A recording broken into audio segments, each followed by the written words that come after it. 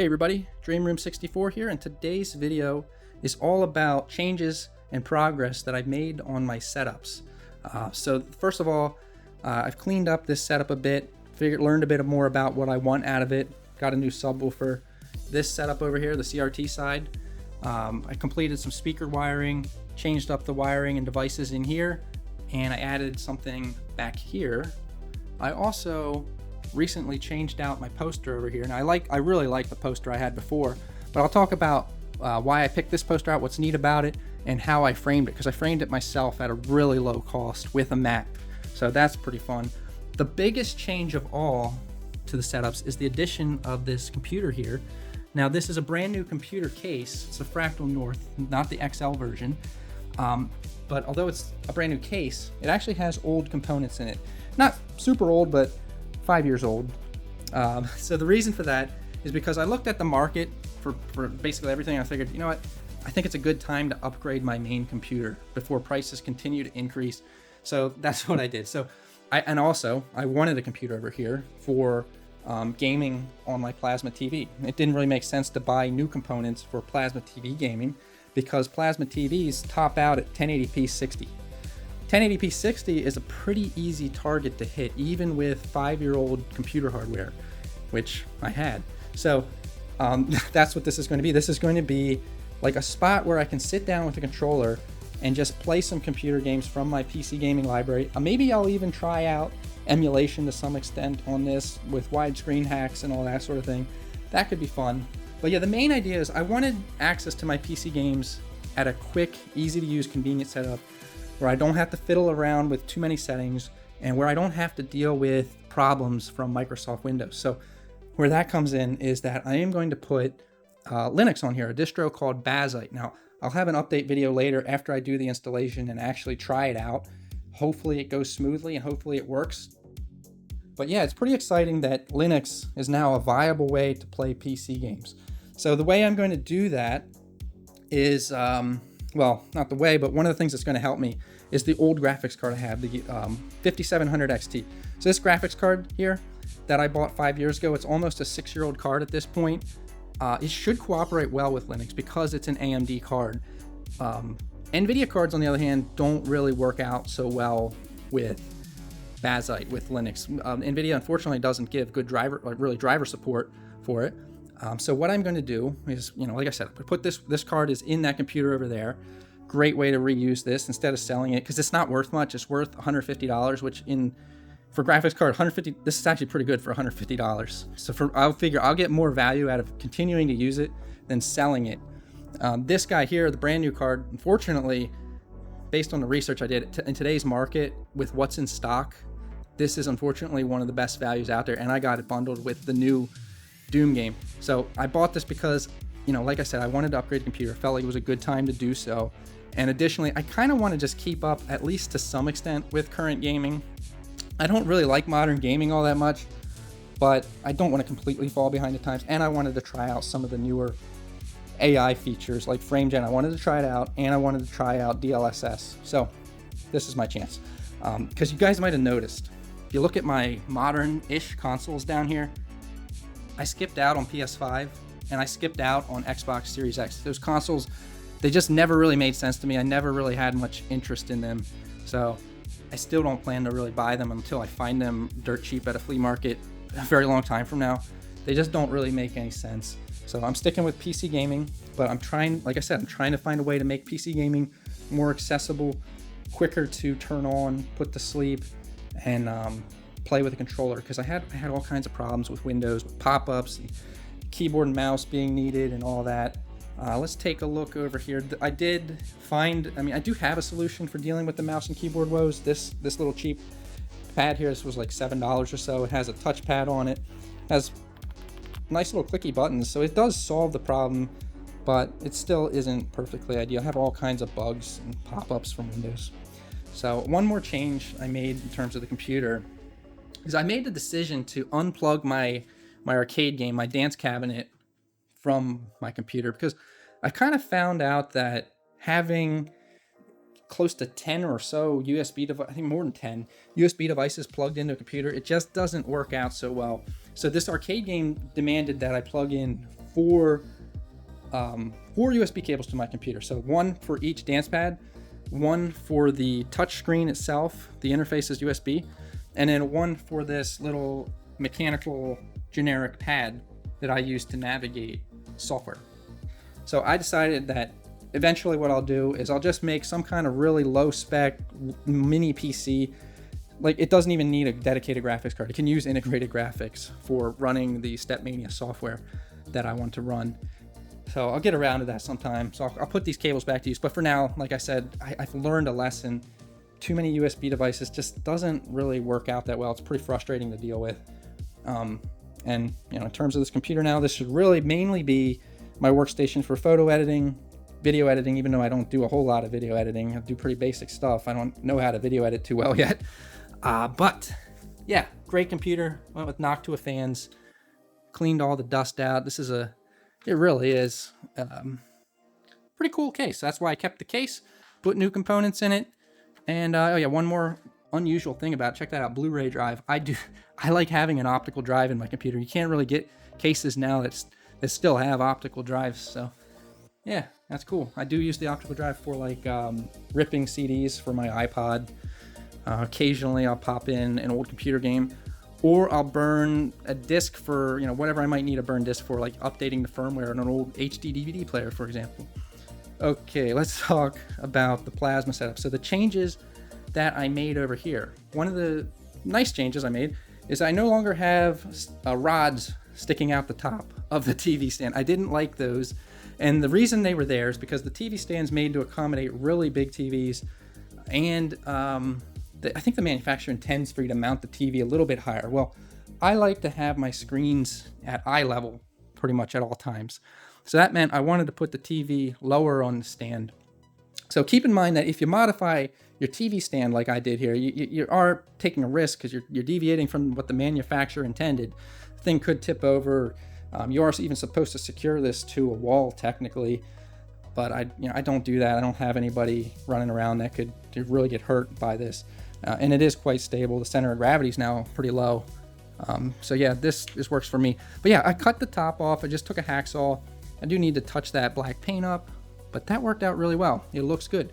In the future, I do want to put a wood strip in here and one here, because you can see how I have these exposed screws. I just think that will clean it up and make it look nice. Kind of like how I added those real walnut wood accent pieces to my PVM, and it really classed it up. I want to do the same thing over here. I also had to take the hacksaw and clean up little bits of the soundbar mount here. The soundbar mount had metal protruding with the way I had it mounted. It's not exactly made for this exact specific soundbar, but I made it work. And I got it pretty much as close to the bottom of the TV as possible. Now, in terms of the wires coming out of this TV, part of the progress I've made on my setups is getting much further along in the cable management. So still have a little bit of a mess over here, but let me just show you the cable management here. So you have to have a power cord coming out of your TV. I've got just one HDMI cable that goes to an audio video receiver, and that's an optical HDMI cable. Comes down here nice and clean. I've got 3 pairs of speaker wires here going into the passive soundbar, because this is a 3-channel passive soundbar with left, right, and center. So all comes down here pretty good. I'll try to find my best way to hide this a little bit better, like right there, so I don't see it from the front. And got a new subwoofer here. Then what new to me, got it secondhand. I really like that little subwoofer. So it's just an 8-inch subwoofer, but it's great for this little space. It makes up for the deficiency of bass in the soundbar. And I have it front firing here, right towards me. It works really well. And just 2 cables coming out of there, an RCA cable to provide the LFE signal, and a power cord coming out of there, which is plugged in over here. Now, the way I'm getting these cables to get back to across the room, because they ultimately have to go over here and connect to the audio video receiver for the soundbar and the subwoofer and the HDMI. So what I'm doing here is I'm just running them under the rug. Now, you don't want to run power cords or anything like that under a rug, but I think this should be reasonably safe. I just have speaker wire, an optical HDMI cable, and an RCA cable for the subwoofer running under here. Now I am going to take this tape off, but the way I have the wires running right now, it's relatively flat. There's not a big bulge in the carpet. You can see it looks pretty good. And they're under there. So I kept them flat the whole way along. And I curved it a little bit, the wiring, so it's not perfectly diagonal. That gives me just a tiny bit of slack to play with it if I need to move things around just a tiny bit. I have that flexibility built in here.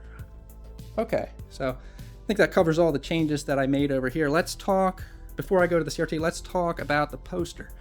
So this poster I think is a lot of fun. That's a character from the 240p test suite, and that's what this is basically advertising. So I bought this off of an art print website. It actually supported the original artist who invented this character and made the art print. So yeah, it's an art print. I bought the largest size that they sell. I got the idea to buy this off of, I think I saw Retrotech, I think that's his channel. Talks all about CRTs. He had this in the background of the video, so that's cool. So I decided to buy the print version, like I said, in the largest size, but I didn't buy the bundled frame with it. I didn't buy the acrylic version to save a lot of money, and for the style I like, I would just put it in one of these thin metal basic frames. So if you look around my room, I have a lot of these. I really like this style of frame. It's very minimalistic. I find them all the time at thrift shops. So I look for these anytime I'm at a thrift shop, because you can't find video games every time you go to a thrift shop. It's pretty rare to find good video games at this point. At least I can find frames to make my game room a little bit nicer and not spend a lot of money on them. Now, the interesting thing that I had to do here, it fit the art print in there. I had to trim down the mat. So this, originally somebody had a matted picture, I think of a sailboat in here, just some random picture of a sailboat. Took that out, but I kept the mat, even though the mat is sun faded. I like the color of it. And I trimmed the mat down to perfectly accommodate the art print. And I just had to use a basic mat cutter for home use, not a professional grade mat cutter. And I made the 4 cuts. It really turned out pretty professional looking, and I'm happy with that. And one more fun fact about this art is that this is basically a parody of an old Bill Gates photo. So I'll put the photo over here to the side. And Bill Gates, he's just laying there on a computer. So that's what this is based off of. I think that's a lot of fun. Makes a lot of sense to have a poster like the 240p test suite in the spot where I play 240p games. And in a couple videos back, I had this kind of joke where I was saying, hey, maybe I can just flip my chair around and play without even moving the chair on the other side of the setup here. Well, it actually does work. It's the right distance, right height and all that. It works out pretty well. So turns out it wasn't a joke. So I got the spacing figured out between these two. So basically I'm just using the whole rug. Put this one here and then this one here at the other side of this diagonal setup. I still have very good walking room between here. Not breaking up the room in a bad way. So I'm happy with how this turned out. And in terms of the speakers, in a couple videos back, I talked about how I had this wacky idea of taking these speakers and making them not only the front speakers for the CRT setup here, but making them the rear speakers for this setup here. So this plasma side of my gaming setup has a true 5.1 surround sound, all driven by the Denon down there on the bottom. Now, the way I did that is with the switch that I briefly talked about last time. I have that switch now assembled, this homemade switch. You don't have to make this yourself. You can buy switches similar to this with the same functionality. But yeah, it has switches here. So all I have to do is just go, and that switches these speakers right here over to this little stereo amplifier for the CRT side of the setup. If I want to play on the Denon on the 5.1 plasma setup, I just flip them back up. Now they're connected into the other amp. It's all pretty neat and tidy. I have the cabling done here, speaker wire work done here, banana plugs all in there. It's fairly tidy here. I didn't trim my zip ties yet, but that worked out really well. Now right here, what you're seeing is a little subwoofer from a brand called Jamo, J-A-M-O. And it's not new or anything. Another subwoofer that I got secondhand. This one I found at a flea market. I was looking for a little subwoofer. So I initially tried that subwoofer placed where the computer is here before I had the computer. I could really pinpoint where the sound was coming from. And by the way, the point of this subwoofer is to help the speakers out in the 2-channel setup on this side. Because I have the subwoofer for the 5.1 over here. This one works really well.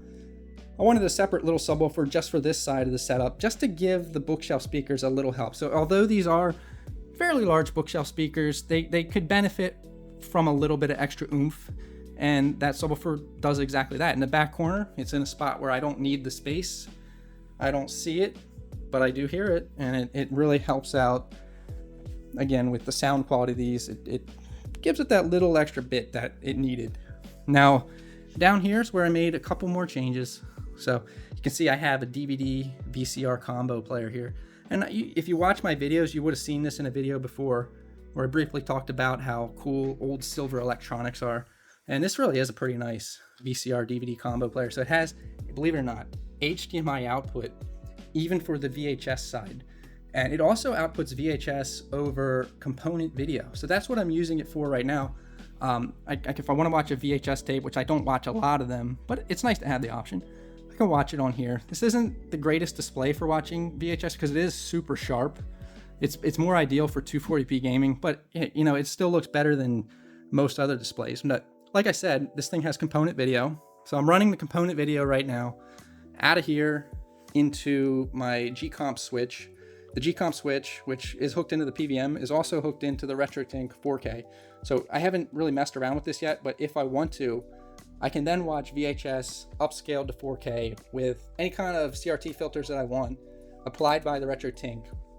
And then I can watch that, and any kind of trickery that I want to make the motion clarity better. I can apply it and run them on the LG OLED C1 over here. So again, I haven't really done that yet, but it's cool to have the flexibility, and I had the space for it, so why not use that space? And I had the player.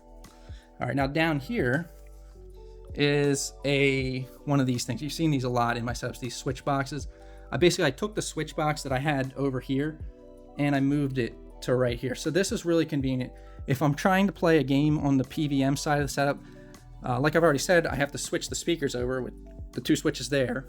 I also just have to flip these 3 on, and then everything gets power, and I can play on this side. So yeah, PVM, this is the little amplifier right there, and then the subwoofer that I showed you back there. Now I have a few blank switches right here. So yeah, they're just unused right now, but that's okay to have room for flexibility. And I have the DVD player, the VCR. I have a Blu-ray player that you're seeing right here. This Blu-ray player, the reason I wanted this is because I wanted one that I had hooked up to the Denon for 3D Blu-ray playback on the plasma. And I like that I don't have this running into any kind of splitters or switches. It just goes straight into the Denon, so that HDMI-CEC works perfectly, meaning I can control this with the remote through my Panasonic plasma TV. Everything cooperates, and I don't need a separate remote to control my Blu-rays. And then this one right here, On, is referring to an On brand streaming box from Walmart. This is a $20 4K capable streaming box. It works great with my plasma TV. So let me just show you that. What I mean by that is I can take the original remote from my Panasonic ST50 here, and I can press pause pointed towards my TV, and it pauses. I can use all the arrow buttons here. So this might not be that impressive, but I think it's pretty neat because it makes this old plasma TV act like a modern smart TV when I want it to, for the cost of 20 bucks. And I don't necessarily need to use the remote that came with the streaming box, although it does come with a pretty good remote. The volume control on this remote even works to control the Denon down there. Volume control also works on this remote to control the Denon down there. So it's pretty nice. I really like this. And additionally, this streaming box can stream at 4K and output at 1080p. So I can get the benefit of higher bitrate 4K streams on the plasma. And it's basically like a super sampled image. So there's very little drawback to watching 4K content when you can stream it and just downscale it. I don't get HDR, but that's okay because the SDR standard dynamic range colors on the plasma look so good. And it might not look so good on the video recording here. It's not going to look that great, but trust me, in real life, it looks awesome. And yeah, one more little thing. I had a spot for the PC here, although it's not hooked up. So yeah, that takes us full circle to the PC. So the gaming PC, I'm going to update everybody on how that turns out. I am hopeful that it's going to be good. I'm going to have that sit down, chill PC setup. If I want, if I want to play the mouse and keyboard games, I'm not playing them over here. I'll play those at my desk. But for 1080p, 60 FPS gaming, this should be pretty cool with 5-year-old hardware put to good use. So yeah, thanks everybody for watching. Let me know if you have any questions at all about any of the stuff I showed and talked about today. I'd love to respond to any kind of comments that people make. I'd really like to read all the comments. And yeah, stay tuned for the next video about that. I think the next video at least is going to be about updating that computer to run Bazzite and how all that turns out. Is it as convenient as I hope? Does it work? We'll find out. So thanks everybody for watching. Bye.